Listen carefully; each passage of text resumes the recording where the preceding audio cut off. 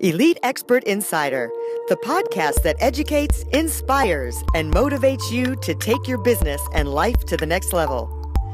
We would like to thank Audible for supporting Elite Expert Insider. Please go to the link bit.ly/Elite Audible. That's bit.ly/Elite Audible. And get a free 30-day trial to show your support. Thank you, Audible. Now to Elite Expert Insider for conversations with industry leaders. Hi, thanks for joining us today. We're so excited to have you. We are going to learn about what it takes to be a successful teenage mom. So we have a great interview lined up for you today. Please subscribe to us, share us. Like us, share, subscribe. Like, share, subscribe. Do those things. Do them now before we start the interview so we can feel the love, okay? All right. We have a special guest. My partner, Jenn, is here with us in the house. Say hey, Jenn. Hello. How's it going, everyone? So we have a special guest, Lexi Quisenberry. Let me tell you a little backstory on Lexi. Lexi went to the Dominican Republic with us on a book writing retreat, and that's where she wrote this book. So she is going to tell us about her experience, and she's going to tell us about how she wrote her book and a little bit about the retreat. And the key part of it is really going to be how she had kids, found out she was pregnant when she was young, kept her baby, had another baby, and has really been this incredible mom, and her experiences that she's gone through the whole thing that she shares with us. So, hey, Lexi, how are you doing? Thanks for being here today. Yes, it's a pleasure. We're glad to have you. So tell us a little bit, first of all, tell us a little bit about your story. We'll just get right into it, your teenage years and kind of what happened, your backstory of your getting pregnant the first time, and how old you were and the details of that. Well, I was actually, when I conceived, I was a senior in high school. I was 17, actually, when I got pregnant. And my boyfriend, which is my husband now, Josh, he was 21. So we were both very young. He was off in college at College Station and Glen. We were having some difficulties, and we're fighting, and we were on the urge of breaking up when we found out that we were pregnant. Basically, when I took a pregnancy test, I was in total denial that I was pregnant. I didn't think I was, and it came back positive, and I thought, well, does a smiley face means that I'm not, right? And my friend reassured me, and she was like, no, that means that you are. And I was like, oh my God. So it was a total shock. I mean, I didn't cry. I think I was just in shock mode. I didn't cry, no emotion. I was just like blank. And I was just like, okay, this is happening. This is real. I didn't tell my parents for probably a day or so. The only person that knew was my friend Allie, and so then I went on with telling my boyfriend at the time, which is my husband, and he didn't believe me. He thought that I was just, being dramatic. You know how girls are. They're always thinking they're pregnant. And so I said, okay, if you don't believe me, then you can come down here, and I'll pee on a stick in front of you and show you that I am. And he was like, okay, fine. So he came down, and, I took another one and reconfirmed it, and that's how I found out. So what happened after that? What was everyone's reaction to the whole situation and a support system for you? Oh, well, my dad didn't really take it very well. He took it actually the worst out of everybody. My mom took it better than I had thought, but my dad, he was just not up for it.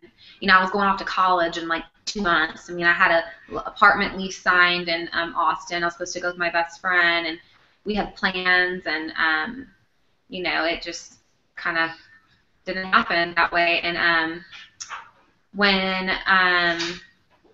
when I told my friends and stuff, that was pretty hard because I felt kind of left out because, you know, they were all going off to college in a few months, and I, you know, my life was fixing to change, and my boyfriend and I, we moved in together, and he told his family, and he told his family, and his family took it pretty well. They're actually very supportive in the beginning. My family was the one that was kind of like, you know, because I was the one that was pregnant. It wasn't him, you know. Yeah, that's pretty much it and what happened. So what were some of the things that got you through that period mentally that you would give advice to a young girl that was in that same situation now, even looking back? What could you tell her that would, when she's just finding out, what would you tell her?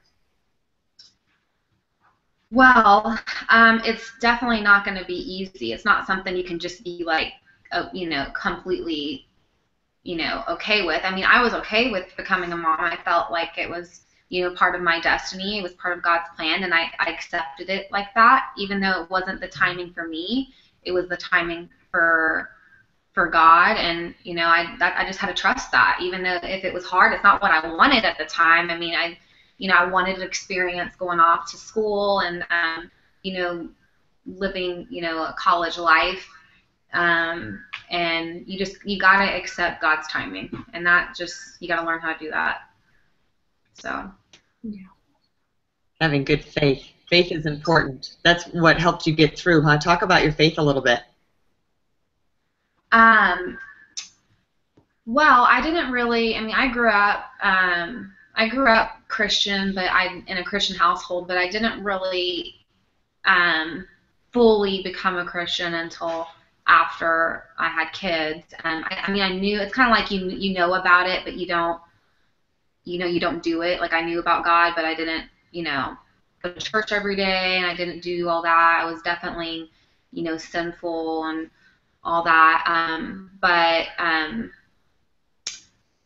Yeah, I feel like sometimes you gotta just kind of, you know, trust the path that God gives you, and, you know, and sometimes God takes certain things away for you in order to find Him. And I feel like, you know, that was my, you know, calling, was to be a mom, and that's how I found God, and that's how I found my faith. And you know, everything happens for a reason. And even though at the time I thought that it was just not, I was happy about becoming a mom, but at the same time I was scared, and I was, you know, I felt very left out, and I wasn't really happy with the timing. And you know, it's just all about trusting God's timing, and, you know, sometimes He takes certain things away for you to find them. So yeah. Well, I'm reading your subtitle here, and I want you to talk about, I mean, your book is called What You Don't Expect When You're Expecting, and you talk about it's the ultimate guide for young mothers to overcome criticism, gain confidence, build faith, and find your purpose for conquering motherhood. So how would you, what kind of criticism did you get after you accepted it, you had the babies, and you were starting to, you know, live life and enjoy your motherhood? What kind of criticism did you have to overcome? Oh, criticism was a major flaw with becoming a young mom, because you're so outcasted, and people look at you like, you know, that you're too young to be a mom, you're too young to be a good mom, or you're too immature, or, you know, it was just constant battles with criticism, you know. And it was hard for me to make friends, like, you know, not a lot of people have kids as young as me. Even though I did make a lot of friends, I actually have a lot of mom friends now that are all sorts of ages. But in the beginning, it was really tough, because all my friends, they were off doing their thing, and I had to just, you know, stay home with a baby and nurse, and, you know, and be a mom. And but I remember one time I talk about it actually in my book, about, I'll never forget me going to a grocery store, and this lady coming up to me saying that, do you even want this child, or are you just having it to have it? And I felt like, I mean, it really actually ticked me off. And I said to her, just because I didn't plan this doesn't mean that I didn't want I don't want this child, you know. Of course, like, you know, of course I want it, and I don't want, you know, Chloe to ever think that I didn't want her. Like, you know, she's everything to me, and she, you know, she came at the perfect time for me, and so that really hurt, you know, when people would say stuff like that. And even I got criticized with moms my age that were moms. I mean, you're always going to come across criticism. That's just part of it. I mean, moms are just, you know, some of them are very competitive, and some of them, you know, my kid's smarter than yours, my kid's better than yours. You know, they disagree with how you parent and how you do certain things. If you're bottle feeding, if you're breastfeeding, if you're a working mom, if you're a stay-at-home mom. I mean, there's always something for somebody to say, and that's just, you just got to learn how to shut it out and ignore it. You know, I mean, if you know what's best for your child, and you know what's best for your family, so do what you want to do and do what suits your family, not for everybody else's family. Right. So what works for you works for you. What works for them works for them. But as far as, like, you know, being outcasted and stuff like that, it was really hard. People would look at me everywhere, and you just felt uncomfortable everywhere you went. Like, I went to certain play groups, and I went to took Chloe to jamboree classes, and I just felt, and still to this day, I mean I'm older now, you know, but even to this day, like, my neighbors, you know, they like, well, these people have a big house, they have a nice car. What are they, you know, they're young, they have 2 kids, like, what the heck? You know, they automatically just judge you, like, what the hell? So, and you know, Chloe, there's a lot of young kids in our neighborhood, and you know, around Chloe's age, and they don't really let their kids play with Chloe because you know, we're younger, and I mean, I don't know the reason why, but that, you know, that wasn't really fair on us either. They're very judgmental about that. Well, what I've found is that most people, everybody has an opinion, and it's their, you know, everyone. Some people express their opinions and some people don't. But it's how we react to that opinion what really matters. Oh yeah, absolutely. Yeah. You know, I think that's what really matters, and I think it's interesting because what you said about how you kind of just do what's good for your family, and that's the advice that I was given too. And I was actually given it at La Leche League, which is a breastfeeding organization, and you know, we had people in there that were wanting to wean their babies at 3 weeks old, and we had people in there that were weaning their babies at 1.5 years old. And the lady used to say, it's like a smorgasbord in here. So we'll give you information, and then you take that information home. It doesn't mean you're going to choose that. It means you're going to find out what's best for you and your family, and then you're going to do that. So I thought that was really good advice, because everyone's going to have an opinion on what you choose. You just have to choose what's best for you and your family. Yeah, and no one else's opinion should matter. It's just, you know, all who matters is what God thinks about you, and what your family thinks about you, and what you think about yourself and your kids. Your kids are smiling, and they're happy, and they're healthy mentally, physically, and then that's how you know you're doing it right, when you see them happy and you see them healthy. And anybody else's opinion shouldn't matter, because, I mean, certain, you know, kids, they have different trials, and parents have certain different trials and different obstacles, and some kids develop at different paces than others, and some kids need different things than others. Every kid's different, every parent's different, every lifestyle's different, everybody's different. So there's no reason. People just need to understand and be more compassionate towards one another, and that's a big thing that I struggle with, you know, with meeting other parents, is that I feel like they have a lack of compassion for me because, you know, I'm a young mom. They just automatically think, oh, she's too young, she's not a good mom, and that's very insulting. But I just learned to shut it out, and I know that I'm a good mom, and my kids know, and my husband, and my family, and you know, age shouldn't define your maturity, and it shouldn't define on how you are as a mother, and that's just, age is just a number, is how I view it. So you have some really great advice. Tell us why, with your thought process, you went from knowing that you'd lived through all this and really became kind of an expert teenage mom and how to make it all work. What motivated you to tell your story and put it in a book? Well, what really motivated me was, I started meeting a lot of other young moms, like, in their early 20s, like me, and we would all talk about the same issues that we deal with, the criticism, and, I was like, you know what, like, I need to write a book. I need to, reach out to other moms and, that are in the same boat as me, because I know every single young mom deals with all that. Like, that's just part of it. And, I want to have like a sisterhood, like a team, that, we're all in it together. Motherhood is a journey, and everyone should support each other. And that's why I really did it. I mean, equality, it doesn't matter if you're old, if you're young, if you're breastfeeding, if you're not, like, you're a mom, and that's all that matters. We should all treat each other equally. Yeah. Tell us a little bit about your experience going down with Jen and I down to the Dominican Republic and the process of writing your book. It was awesome. It was so meditating. I couldn't imagine writing a book at home or writing a book any other way. I feel like it wouldn't, be the same. We had a good support with y'all, and doing it with my mom was great. And you really got to just relax and really think about what you want to say. I just feel like it's just, I think it's great. I think it's, book writing retreats are great, and I don't think that, it would be a lot different if I wrote it at home. I wouldn't have gotten it done, and we got it done in a weekend, and it was just great.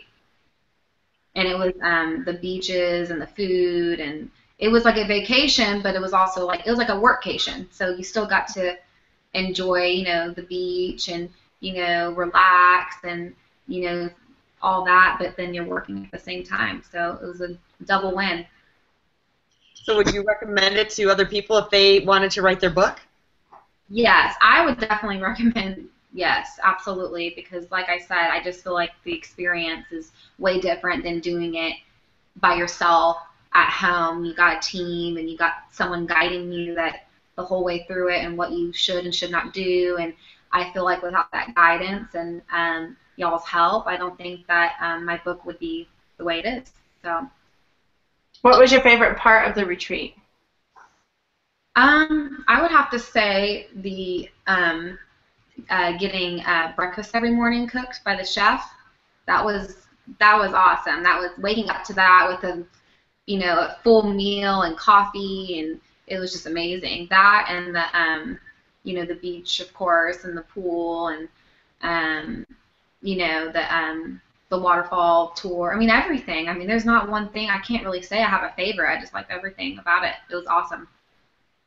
And just so everyone knows, like the waterfall tour, that's when I first booked it, I thought it was a waterfall tour, but you're actually jumping off of waterfalls. So all of us were jumping and sliding off waterfalls. It was a blast, and hiking through a riverbed. It was amazing. Yeah, now that I think about it, I think that was probably my second favorite next to the food.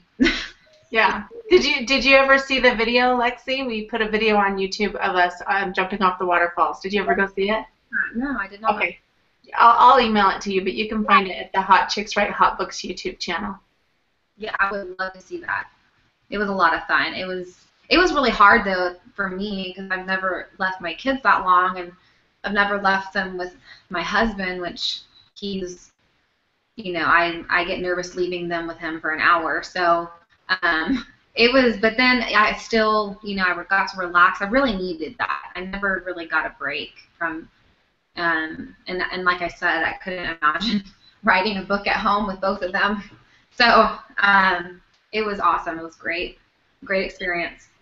It was so great. Like you said, it was a workation. You came back revived, renewed, more energy for your kids, and you accomplished writing a book in the meantime while you were there. Yeah, I felt so much more mentally healthy. I feel like when I was at home, I was so stressed, and I felt like it was good for me, and I needed, you got to keep yourself healthy in order to keep your kids healthy, and that's how I view it. Your mental health, your physical health, like you they rely on you to take care of them, so you need to take care of yourself. And I felt like I really needed that. I really needed to go to this retreat and do what, you know, I was passionate about and just go for it. And so I did. That's great. Awesome. Thanks, Lexi, for coming today. We're going to put your website up for your book so people can go get it and a link so they can find your book and buy it. And you can always buy it at eliteonlinepublishing.com. So we have all our authors and guests on the show. We have their information right at our website, Elite Online Publishing. So thanks for coming today. Lexi, you were awesome. Please buy her book and support her. And she's just rocking it as a young mom. She's excellent. I've seen her with her kids, and she just does a great job. So please subscribe to us, like us, and share us with everyone. Every week we have different people on that are experts to inspire you, motivate you, and teach you something. So we'll see you next time. Thanks, everybody. See you next time. I'm really proud of you, Lexi. This is a great book. Thank you so much. For more information about us, go to eliteonlinepublishing.com. To get your free book, The Accomplishment and Success Story Starter, simply text your name and email to 832-572-5285. That's 832-572-5285. We'd also like to thank Audible for supporting Elite Expert Insider. To get your free 30-day trial, please go to bit.ly/Elite Audible. That's bit.ly/Elite Audible.